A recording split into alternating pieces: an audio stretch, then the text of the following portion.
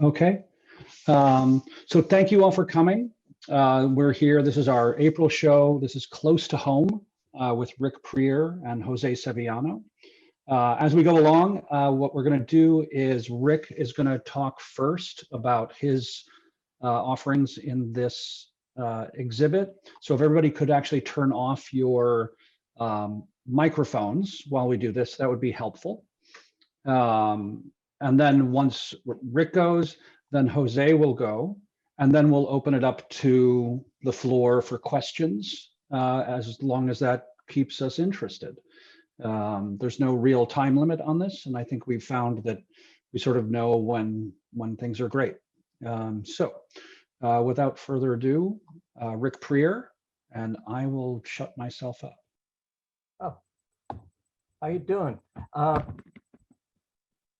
We're out of order here. Okay. We were talking about finding different places that are local. So for me, this has become a kind of a pedestrian endeavor. Pedestrian in the fact that I've been walking around a mile or two every day just to get out of the house and get some exercise, and bringing a camera with me. I found these little gems there. About 5 blocks from here is a very small cemetery, which turns out to be kind of a wildlife preserve. And it's been kind of fun just walking through there and seeing what comes out of the trees or whatever through all the seasons. This is from last year, this part here, where I was working out at Brandywine River Museum. They have a garden that is set up for pollinators, and there's always something to shoot there. Okay, can we switch again? Okay, this is Brandywine River Museum. This is Jennifer Campbell. She is the artist in residence for this Delaware County Symphony. And she is also the chamber music director. And photographing on the second level of the Brandywine is always a problem because of the sunlight. It's so dark inside and so bright outside. I always fight with it doing the shots of her. And this one I just gave up and shot what I saw. And the silhouette kind of worked for me that day. And another one. This was the start of last year's garden. Just did a vegetable garden last year. My wife and I got it.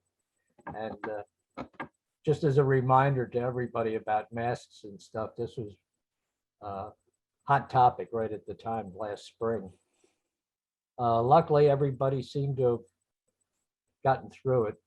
Not everybody, but most people. Switch. The end of the season. I planted these Shasta daisies a year or so ago, and I thought they all died off. And this year they came back, and they were feeding the bees and everybody else. So we're kind of happy with that part of it. Next one. First ones this year that I saw, that was on the walk around. I've never seen them before, crocuses. I've heard of them, but I've never seen them actually. There's a lawn full of them. They're really neat little flowers, last about 2 weeks, and then they're done. And just like a weed now. Next.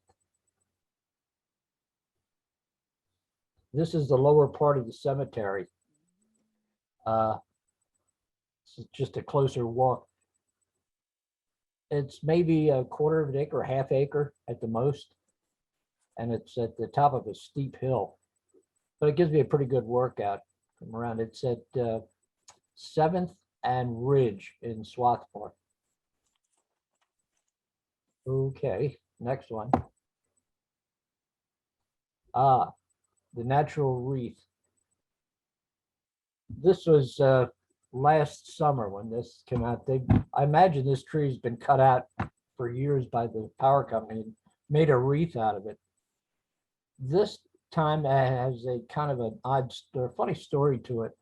I usually walk out of the cemetery and come down this hill. And I've worked in a refinery for 30 years, and there's a rule there that you cannot grow facial hair or a beard.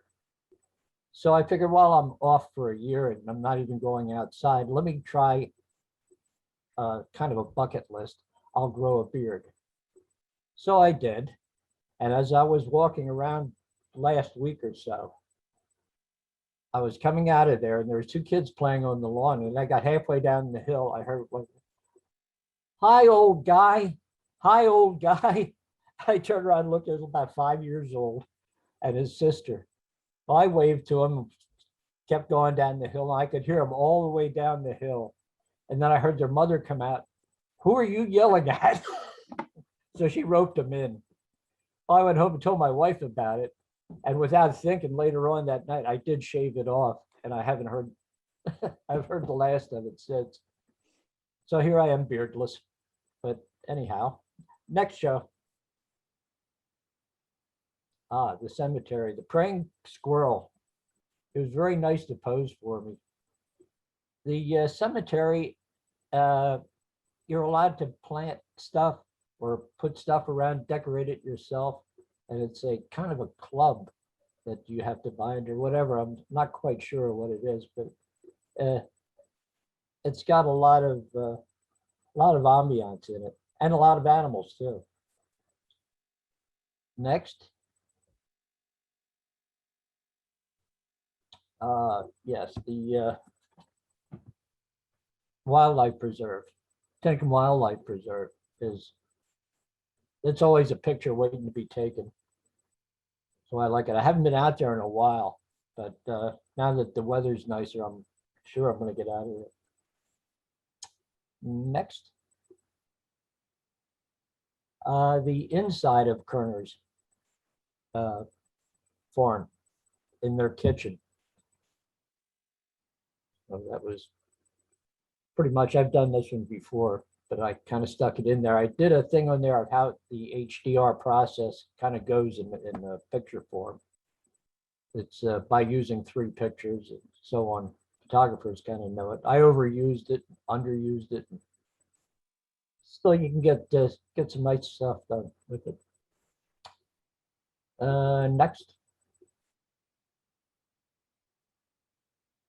Media. Coming back from a MAC meeting. Probably the last one we had with Real Live Mac. And it was rainy, and just before you go down to Rose Valley Road, they have a little fish and chips that they opened up at the top of the hill there on the Y. And on a rainy night, it just kind of looked nice, so I shot it. And next. Back in the cemetery. This guy posed for me for a good 10 minutes, and they're usually skittish, and finally flew off, but not before I got a couple of shots of him. And next. Early last year, the start of my pollinator garden. I think it's a coneflower, early coneflower. They attract lots of flying things. Next.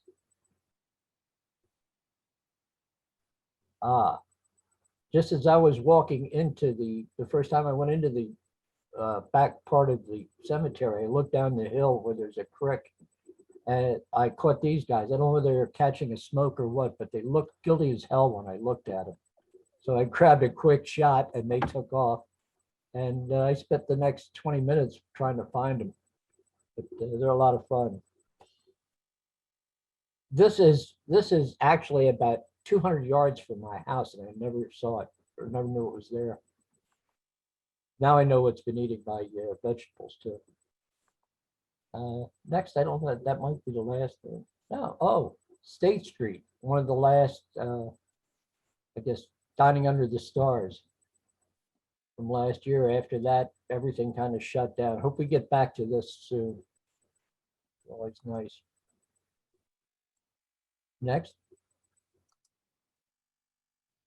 Again in the cemetery. There's another Cooper's hawk that was there for a while, kind of looking over things.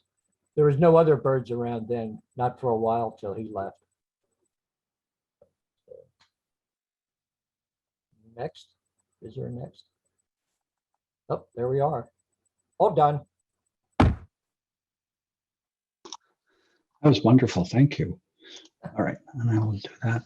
So we're going to save conversation until after we do Jose's. So let me just get that set up here. Okay. And I think that's it. And now I will mute myself. All right, Jose, go ahead. Take it away. Thank you. And thank you for coming this beautiful afternoon where, we probably all want to be outside. So much appreciated. So Rick and I talked about, what to call this show, and Close to Home, quite literally for me, was a very good title. In the last year, I found that perhaps there's no need to go to far away, exotic places to take photographs, and that sometimes your own very own backyard, as Rick has discussed, is sometimes more than enough. Highlighting the beauty around us, is something that I am attracted to. I love documenting. I'm attracted by lines, by contrasty images, and especially by mood. So not too long ago, I think it was a year and a half ago, I discovered this place, Hiltesea Preserve. I don't live very far away from it. Well, perhaps not even 9 minutes away, 10 minutes away. Hiltesea, as I found out much, much later, is a combination of two names, Hilda and Cyril Fox. They were the owners, I think, in the 30s and 40s of this land. When I first got there, I found that there was a lot of diversity. There's a creek. Many of our parks have creeks, but there's, wooded areas. There's a couple of meadows. There's a historic farmhouse, which I love. There's a fence, nothing like a fence for a photographer, and farmland, wildlife. So I set out to quite, I'm not going to say on purpose, but, since I felt called by it, I just set out to spend as much time as I could over there. And one of the times that I love being out, my wife can attest to this, is whenever there's mist in the morning. I can be going to work and then I'll stop the car. Or if it's a weekend, I'll just leave, okay?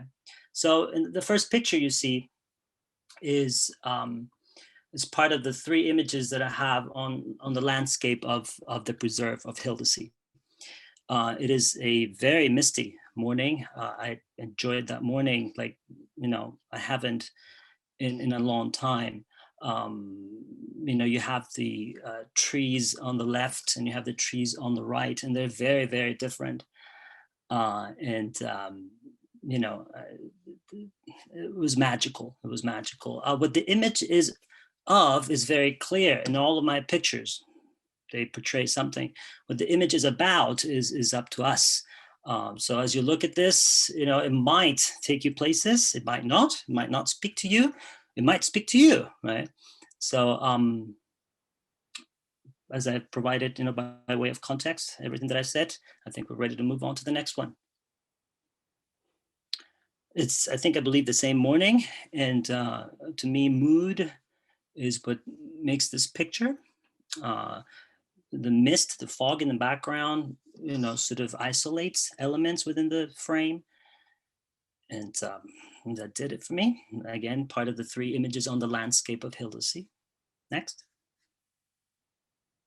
So this was a different misty morning. This morning I was actually going to work, and I, quickly decided to spend a few minutes at Hiltesea before going to work. It was probably 7:30 in the morning. And right to, you don't see it here, but that's part of the farmhouse, what you see. And to the right, you will find the historic farmhouse. There's horses right now over there, but they weren't there at the time of the picture. Thanks. Next.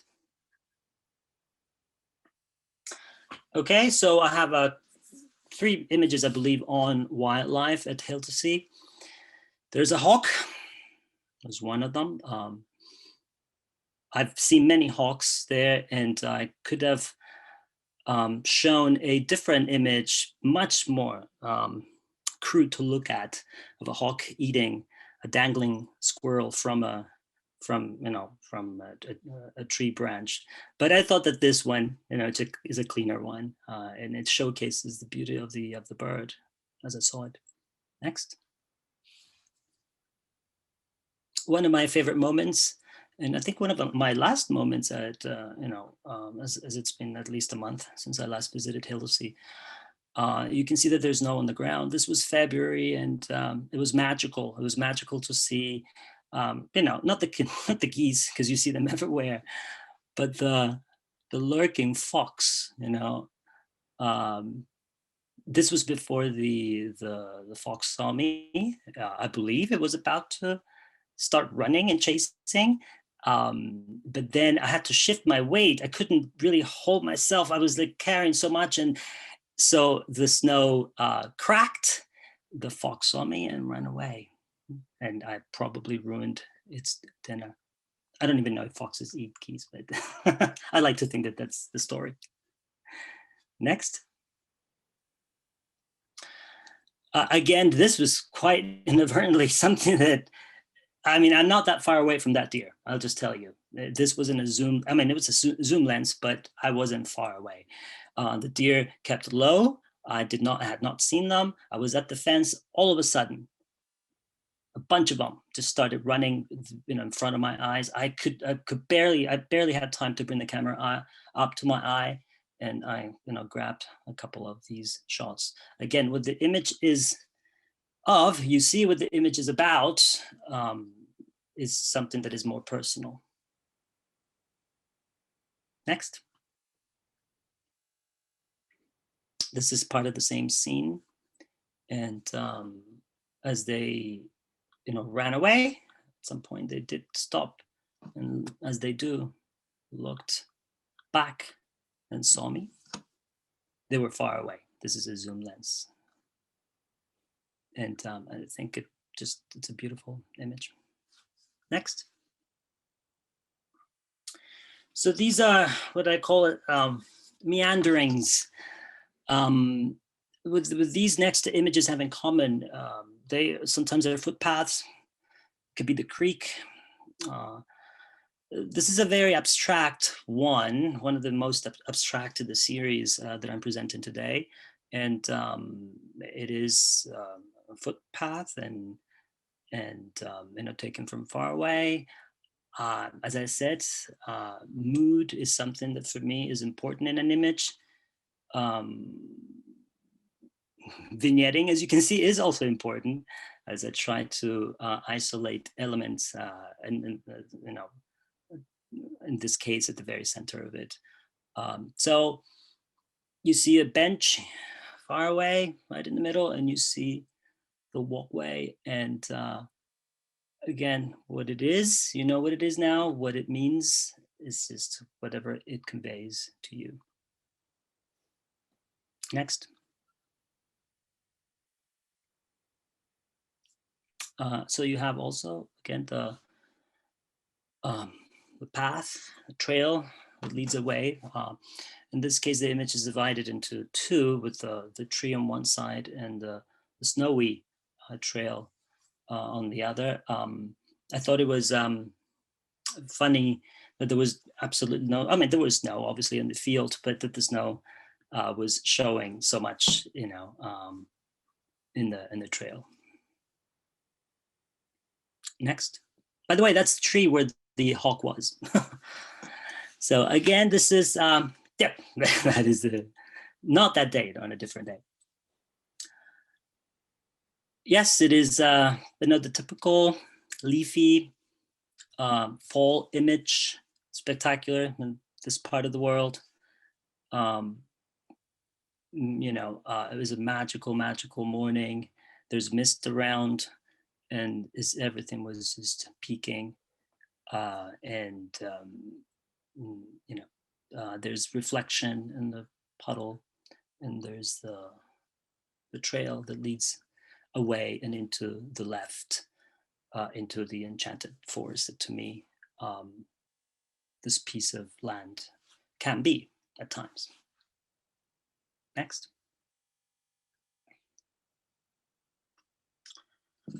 This is not a footpath, it's not a trail, but it is the creek, but it works in the same way. Leads away, it's a line.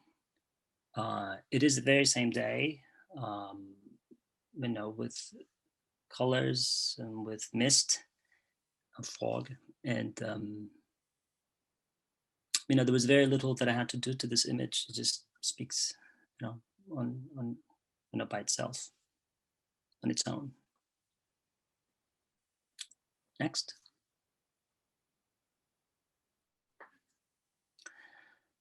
Again, morning light, the fog that works its way into the meadow, and the highlighted trail that leads the eye into the forest.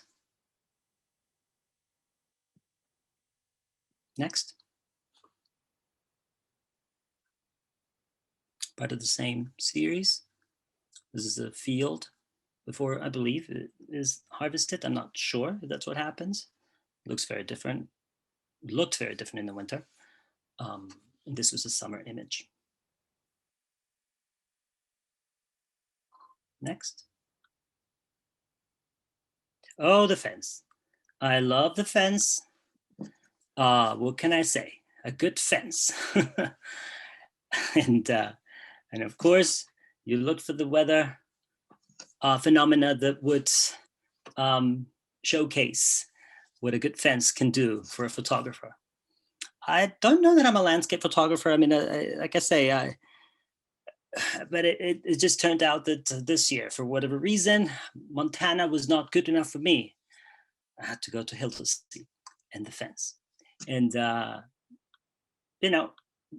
lines and mood, and I don't know. I'm just attracted to it. Whenever I saw it the first time, I rushed to it, and I've seen it in many different types of light conditions, from that fence, from that very same spaces where I shot the fox that you saw earlier, it's just endless opportunities for fun. Next. And the fence again. So 2 images of fences. This time, I don't know if this is summer, probably. Somebody can probably tell me just based on the vegetation. I'm going to stop there as I don't even know what it is, whatever that is. So, what the fence here provides is a different, it is a fence, not the same fence. Of course, it connects. So you see it in the far away in the background. And that is the field with some of the action that you've seen, the deer, the foxes, or the one fox, where all that took place. For some reason here, the colors and the mood just spoke to me. Next. And finally, the last 2 images it is not part of Hildesee, but again, somebody might know this.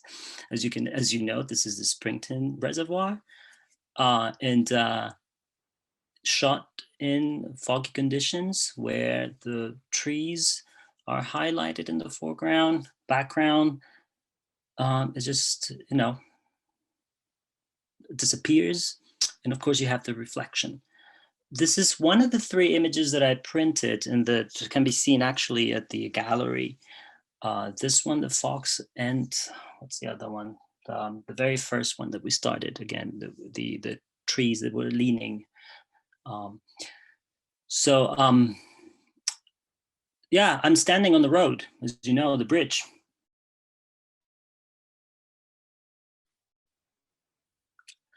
Almost ran over my car. Just kidding. And I don't know. It was fun, a lot of fun. I'm drawn to minimalism, and nothing like this, you know. It speaks to me, I guess, in a way. So a very minimalistic image. Next. And this is a wider shot of the same landscape with, I think the mist had already lifted a little bit. But again, the reflection and the background just did it for me. And that's the way that I saw Hildesheim Preserve and its surroundings in a little more than a year, or I believe all of it during pandemic times. Thank you.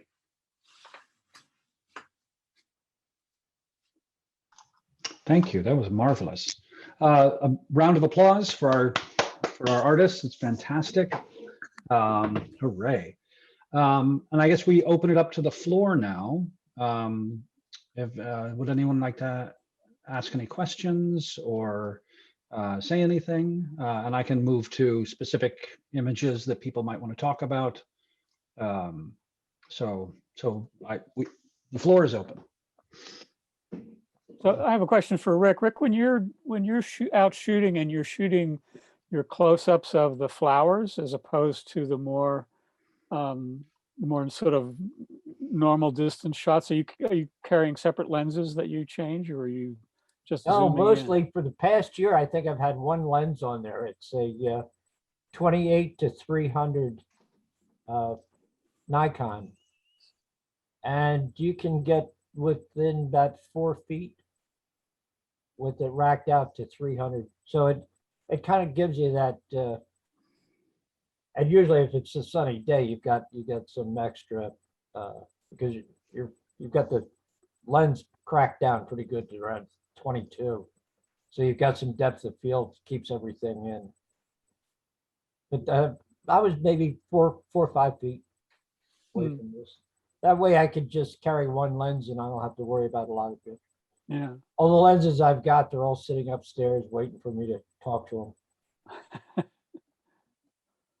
Oh, it's nice here. You've got, I mean, it's nice here that you actually don't have the depth of field. You have the leaves are slightly blurred and then the flower is sharp and crisp. It's a nice effect. Yeah, occasionally it works out that way.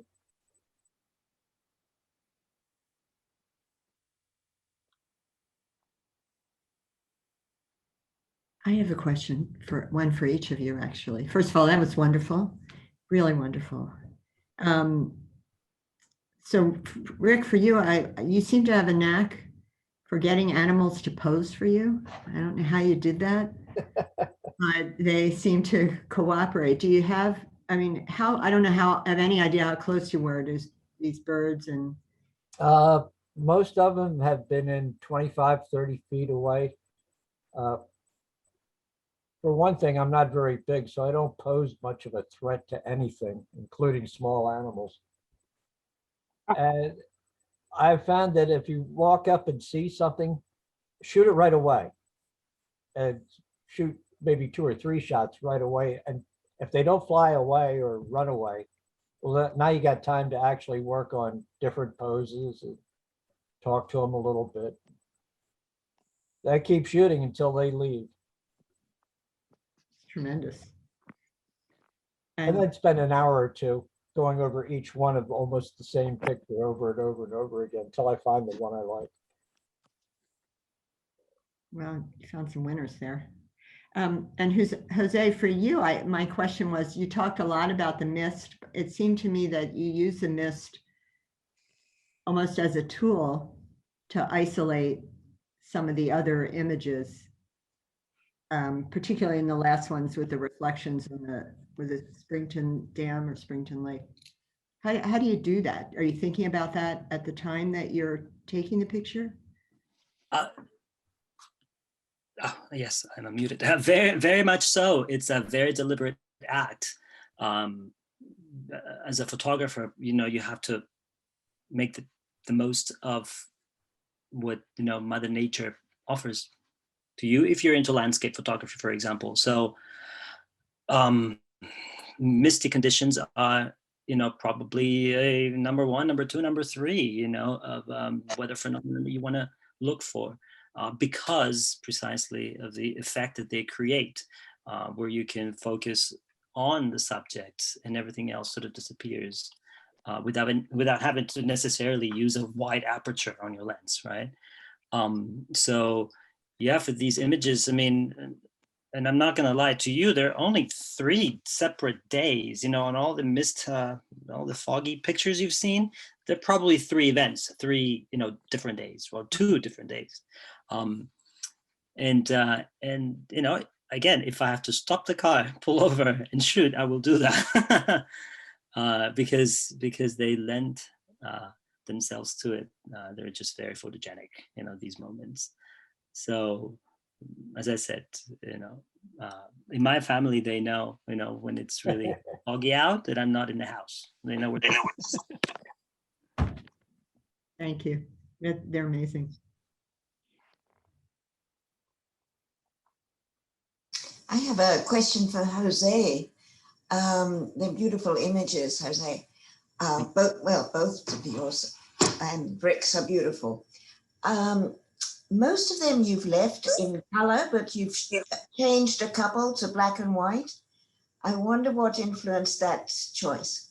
Okay, so that's actually a very easy, there's a very easy answer to that. Let me see, because the first one that you see, if you go up perhaps, Jared? Yeah, so that one, there's no choice. That's black and white film. Oh, okay. So that was what I was carrying at the time as I was going to work. So this is the one morning that I was going to work. So, and as you know, color can be distracting, right? And for this particular image, I'm not going to say that there was an option, as I said. For the other black and white, the other 2, there's the fence and that reflection at the reservoir. Those are digital images, and those were converted into black and white. And I felt that black and white would isolate, further. So it would distract even less. It would create more of a minimalistic photograph, especially with this one, where you just don't see much, but what you see stands out. And I'm not saying the color would distract or take away from the image, but to me, black and white photography has a special place in my heart. So if I can, I will convert it, and if I can, I'm carrying black and white film with me. So that's the answer. So for the 2 of them that I converted, and the other one is just what I had. Yeah, but for the other one taken from that bridge of the Springton Reservoir, you left that in color. Yes, I just wanted to offer a different perspective. It's a zoomed out. It's right. It's much wider. Yeah, it's a wider take on the reservoir, and what I think, to me, in this particular sense, it was a cold morning as well, and the bluish tones also, sort of carried the image, right? So that's why I wanted to offer 2 images, one in black and white and one in color, for the reflection images. Yes. Although in the color one, the colors are muted, which is a nice effect as well. I mean, it's almost monochromatic. Yeah. The colors are very subtle. That's correct. In most of my photography, color is downplayed. So which emphasizes texture. Yeah, I tend to mute color. And as you all know this, when it's foggy out, what you're looking at is naturally muted in color because of the effect that mist creates. So you're using film and you also use digital? Correct. Yes. I have to say that most of these images you're looking at today are they are digital photos, and there are two that are film. The first one that I spoke about was that the one in the with the tree and part of the farmhouse that you see, whatever that is, as a shed or something. The other one film is right next to it, and it's if you go to the left, yep, the Hildesee Mist 2. That's actually a transparency film, whatever they're called, shot. Slide. So sorry, Slide. yeah, it's light film. Like, Yeah, that's light film. So it is film. It's not a digital.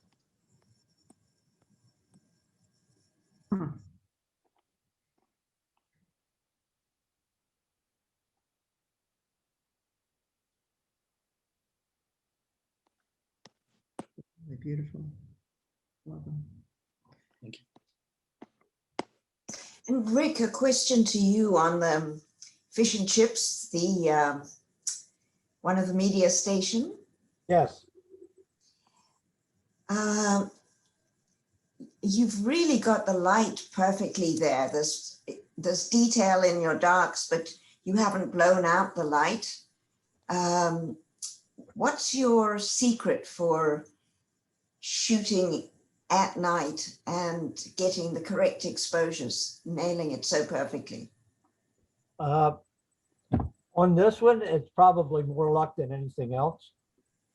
I shot a couple of, I came up to the stop sign and there was cars coming up the other way. And I wanted to just jump out, grab some shots and then keep going. And that was one of them. I got lucky. There was only maybe 5 shots total on it.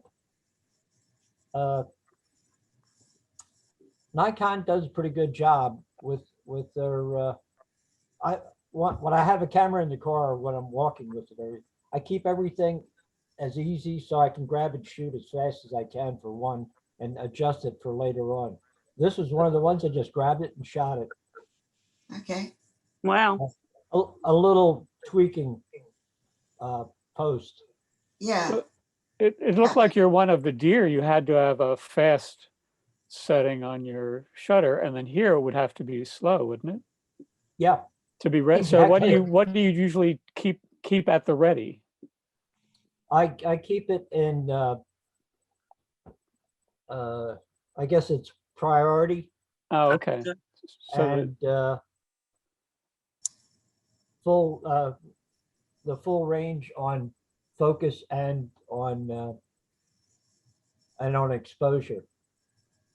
And sometimes I'll just thumb it down or up if I want to. On this, I might have even closed it down a little bit to get the lights from blowing it out, and picked it up in the darkness. But most of it is just the way it happened out that day. So with that, you can shoot pretty quick, and it's going to grab it, focus and everything. I usually have it set on rapid, so I can get 3-4 shots with one click. And the beauty of that is even as dark as that was, it changes the focus and the exposure between clicks, no matter how fast it is. Oh, so you've got it set for automatic bracketing on exposure. No, it will pick different things out during the 3 shots on automatic. I have it on the full range of for auto 3D. And the exposure probably just comes in. Quite spectacular. yeah, that's a great shot. I love the texture of the light on the smaller limbs on the trees. Those highlights. Yeah, it was just enough mist that it formed water drops on everything, but not enough to actually show on the water on the ground. It doesn't show the water drops, but I guess it was one of Jose's mists. You borrowed one. I borrowed one of his misty shots. Missed the shots.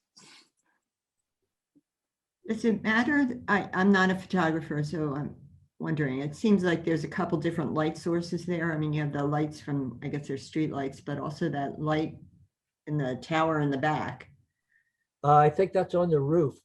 on the roof of the building. Yeah. It's all there. That's the way it was. Did you have to accommodate that, or you just, No, I did crop this down a little bit. This is probably 75, 80% of what I shot. But it was just, I kind of saw it more in the mirror than anything else because I was at the stop sign and just grabbed the camera off the seat and hopped out and shot, jumped back in, and hey, sometimes you luck out. it's beautiful. I'm not a visual artist. I'm somebody who loves visual arts. So I like stories.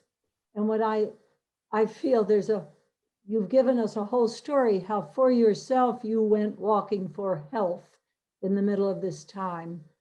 And then you gave back to all of us, all of these pictures. And so I see those stories, plus the fact you planted pollinators and got pictures from the pollinators in the garden. And it kind of inspires one to see what's out there and then give back. And with Jose, I really appreciated the mood and what story leapt to mind with the moods. So it was a fascinating couple of presentations because you were doing art for different reasons, but you both have these eyes and this heart. So it was very fulfilling. Thank you. Thank you.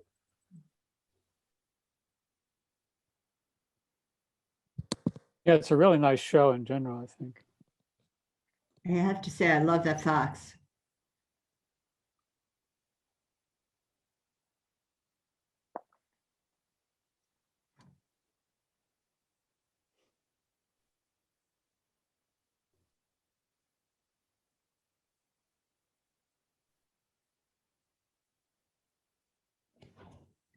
Do you, Jose, do you see that fox, or have you seen that fox before?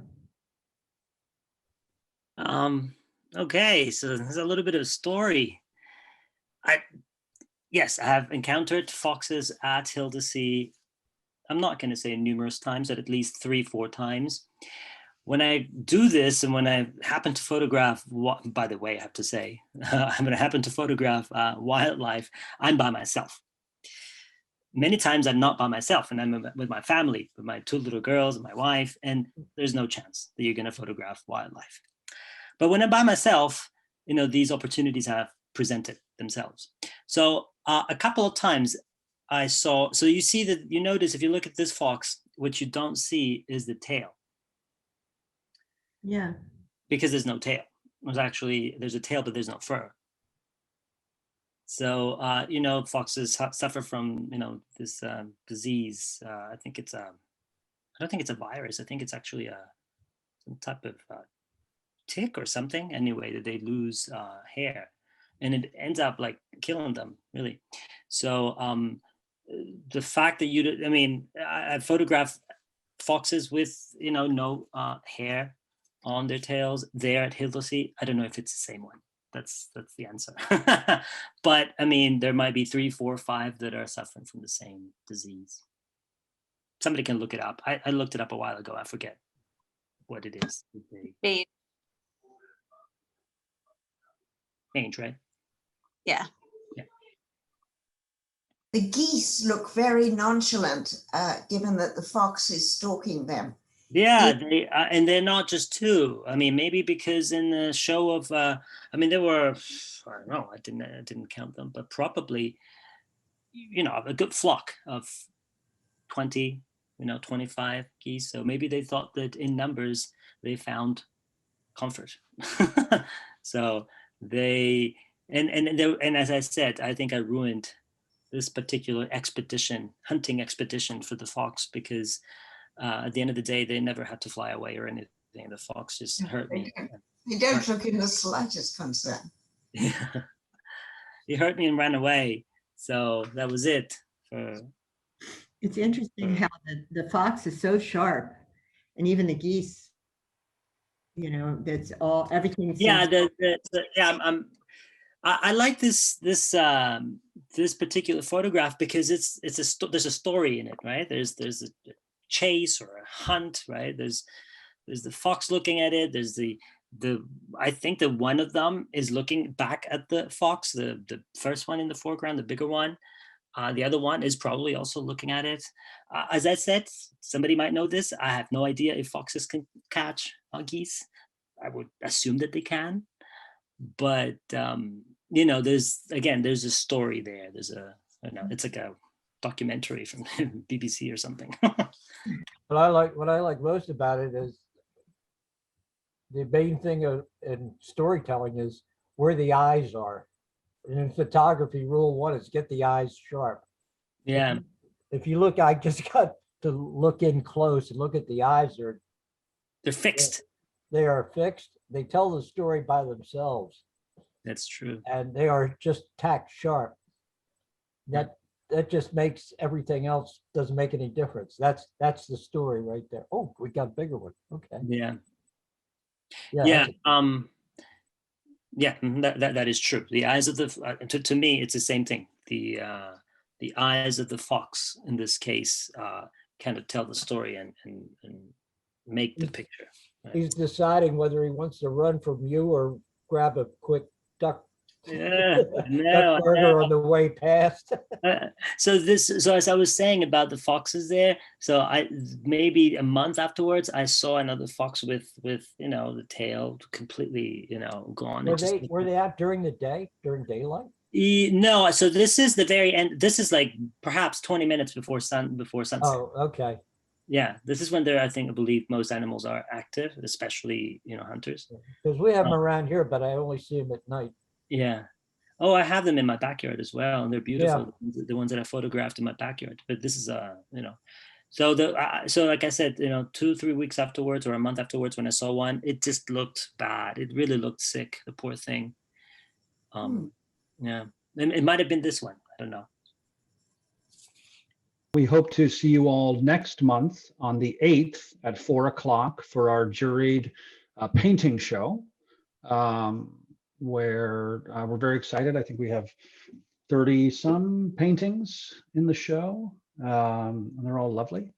And we'll be sharing that throughout the month when we get all those up.